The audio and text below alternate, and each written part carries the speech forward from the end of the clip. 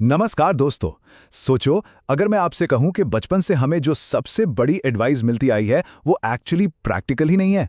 जी हां, दूसरों से कंपेयर मत करो। ये लाइन हमने हजारों बार सुनी होगी, लेकिन क्या ये सच में पॉसिबल है?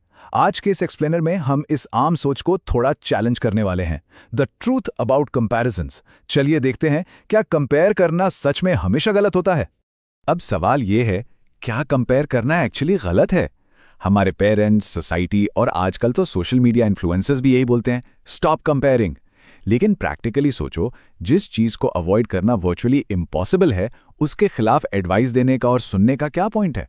मतलब जो ज्ञान रियल वर्ल्ड में अप्लाई ना हो सके, वो किस काम का, राइट? जरा इस आयरनी पर ध्यान दो यार। जब हमें एक नया स्मार्टफोन लेना होता है तो हम विदाउट एनी गिल्ट उसके मेगापिक्सल्स, रैम और बैटरी लाइफ को कंपेयर करते हैं। गाड़ी लेनी हो तो 10 मॉडल्स को कंपेयर करके वैल्यू निकालते हैं। नॉन लिविंग थिंग्स के केस में कंपैरिजन एकदम स्मार्ट और नॉर्मल मूव माना जाता है और हमें जरा भी गिल्ट फील नहीं होता। तो बॉटम लाइन ये है कि कंपैरिजन करना एक ह्यूमन इंस्टिंक्ट है। ये कंप्लीटली इनएविटेबल है। मतलब ये एक ऐसी चीज है जो होकर रहेगी, आप इसे रोक नहीं सकते। और जब हम ये एक्सेप्ट कर लेते हैं कि कंपेयर करना हमारा नेचर है, तो उसको फोर्सफुली दबाने की कोशिश करना और इस पर ज्ञान देना बिल्कुल पॉइंटलेस हो जाता है। Real life traps. अब आते हैं असली मुद्दे पर। चलिए देखते हैं कि ये नेचुरल इंस्टिंक्ट टॉक्सिक बनना कब शुरू होती है। प्रॉब्लम तब स्टार्ट होती है जब हम गैजेट्स की जगह जीती जागती जिंदगियों को आपस में कंपेयर करने लगते हैं। शर्मा जी के बेटे को देखो। ये क्लासिक डायलॉग हम सब ने अपनी लाइफ में कभी ना कभी जरूर सुना है ना? पेरेंट्स अक्सर अपने बच्चों के ग्रेड्स या उनके टैलेंट्स को स्ट्रेट अप पड़ोसियों के बच्चों से कंपेयर करते हैं। वो देखो, दिन भर पढ़ता है और तुम फोन पर लगे रहते हो। और इसका बच्चे पर क्या असर पड़ता है? ये लिटरली एक साइलेंट अटैक है। इमोशनल टोल बहुत डीप होता है, क्योंकि बच्चे पलटकर जवाब नहीं दे सकते। वो ये नहीं बोल सकते कि मम्मी, बाकी पेरेंट्स तो आपसे कम झगड़ते हैं। हर कंपैरिजन उनके कॉन्फिडेंस को अंदर ही अंदर थोड़ा सा तोड़ देता है। और ये सिर्फ बचपन तक लिमिटेड नहीं है। शादियों के सीजन में देख लो, सिर्फ 15 सेकंड में किसी को देखकर उसके संस्कार जज हो जाते हैं। कॉर्पोरेट वर्ल्ड में बाकी डिपार्टमेंट सेल्स वालों से एनवी करते हैं, क्योंकि उन्हें लगता है सारे बोनस और पार्टीज उन्हीं को मिल रहे हैं। और गवर्नमेंट जॉब्स में वहां लोग सिर्फ 3% इंक्रीमेंट या बाकी डिपार्टमेंट्स के पर्क्स के पीछे एक दूसरे से भयंकर जेलसी रखते हैं। लेकिन इन सभी सिचुएशंस में हम एक बहुत बड़ा सच मिस कर देते हैं, अनसीन सैक्रिफाइसेस। जो कॉर्पोरेट क्राउड सेल्स वालों की पार्टी से जल रही है, वो ये नहीं देखती कि वही सेल्स टीम चमकदार धूप में बाहर भागदौड़ करती है और क्लाइंट्स का सबसे ज्यादा प्रेशर झेलती है। हम सिर्फ पर्क्स देखते हैं, उनका स्ट्रगल नहीं। The unfair slicing habit. आखिर इंसानों का कंपैरिजन इतना ज्यादा पेनफुल और टॉक्सिक क्यों होता है? इसके पीछे एक बहुत इंटरेस्टिंग साइकोलॉजी है। हमारी सबसे बड़ी गलती क्या है पता है? हम एक इम्पॉसिबल फ्रैंकेनस्टाइन जैसी लाइफ क्रिएट कर लेते हैं अपने दिमाग में। किसी एक का पैसा देख लिया, किसी दूसरे के वेल बिहेव्ड बच्चे देख लिए और किसी तीसरे के लुक्स। इन अलग अलग लोगों का बेस्ट 10% उठाकर हमने एक इमेजिनरी परफेक्ट लाइफ का स्टैंडर्ड बना लिया, जो रियल वर्ल्ड में कहीं एग्जिस्ट ही नहीं करता। और यहां सबसे अनफेयर चीज हम खुद के साथ करते हैं।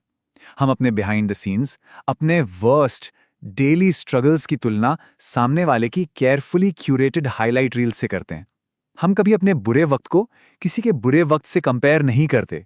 ये डायरेक्ट चीटिंग है खुद के साथ। The full package theory. तो अगर कंपेयर करना इनएविटेबल है, तो इसको प्रैक्टिकली हैंडल कैसे करें? इसका एक लॉजिकल सॉल्यूशन है। कंपैरिजन को सही तरीके से प्रोसेस करने के कुछ सिंपल स्टेप्स हैं। अगर कंपेयर करना ही है तो सब कुछ टेबल पर रखो। सिर्फ हाइलाइट्स नहीं, टोटल पैकेज को देखो। जब किसी के प्लस पॉइंट्स देखते हो तो उनकी माइनसेस, उनके हिडन फ्लॉज और उनके सैक्रिफाइसेस को भी कंपैरिजन में काउंट करना पड़ेगा। फॉर एग्जाम्पल, एक वर्किंग स्पाउस और एक होम मेकर की लाइफ देखते हैं। वर्किंग पार्टनर अच्छा पैसा कमा रहा है, बट उसके पास घर के लिए या कुकिंग के लिए टाइम बिल्कुल नहीं है। दूसरी तरफ होम मेकर घर को परफेक्टली मैनेज कर रहा है, बट वो एक इंडिपेंडेंट सैलरी ड्रॉ नहीं करता। बैलेंस देख रहे हो? दोनों ही रास्तों में कुछ प्लस और कुछ माइनस पॉइंट्स हैं। क्योंकि रियलिटी यही है दोस्त, every single path has flaws. चाहे आप गवर्नमेंट एग्जाम क्लियर करके सोसाइटी वाली इज्जत और सिक्योरिटी कमा लो या कॉर्पोरेट लैडर चढ़ के क्रेजी पैसा बना लो, हर लाइफ पाथ का अपना एक यूनिक हेडेक होता है। कोई भी रास्ता कंप्लीटली परफेक्ट नहीं होता। एक्शंस एंड कॉन्सिक्वेंसेस, ये इस पूरे डिस्कशन का सबसे डीप फिलोसॉफिकल रियलिटी चेक है। चलिए समझते हैं। इमेजिन करो एक बहुत ही कड़वा सच। एक इंसान अपने 20s में दबा के पार्टीज की और लाइफ को चिल किया। दूसरे ने अपना यूथ कंप्लीटली सैक्रिफाइस कर दिया और सिर्फ हार्डवर्क किया। अब सालों बाद जिसने यूथ में मजा किया था वो उस दूसरे की वेल्थ देखकर एनवी फील करता है। वो जेलसी में ये भूल जाता है कि जब वो एंजॉय कर रहा था तब वो दूसरा इंसान स्ट्रगल कर रहा था। और यहां पर आती है एक बहुत पावरफुल लाइन। अगर आपको परिणाम पसंद नहीं है तो अपने कर्म बदलिए, और अगर आप कर्म नहीं बदल सकते तो बिना किसी कड़वाहट के परिणाम को स्वीकार कीजिए। जो रास्ता हमने खुद चुना है हमें उसके रिजल्ट्स को एक्सेप्ट करना ही पड़ेगा। तो इस चर्चा को रैप अप करते हुए मैं आपसे एक आखिरी सवाल छोड़ता हूं। क्या हम एक्चुअली दूसरों का होल पैकेज कंपेयर कर रहे हैं? सोशल मीडिया की इस टॉक्सिक जेलसी को ड्रॉप करो यार, और अपनी खुद की लाइफ की टोटलिटी को एम्ब्रेस करो। नेक्स्ट टाइम जब जेलसी फील हो तो सोचिएगा जरूर कि क्या आप पूरी तस्वीर देख रहे हैं। ऐसी और वीडियोस के लिए चैनल को लाइक और सब्सक्राइब जरूर करें।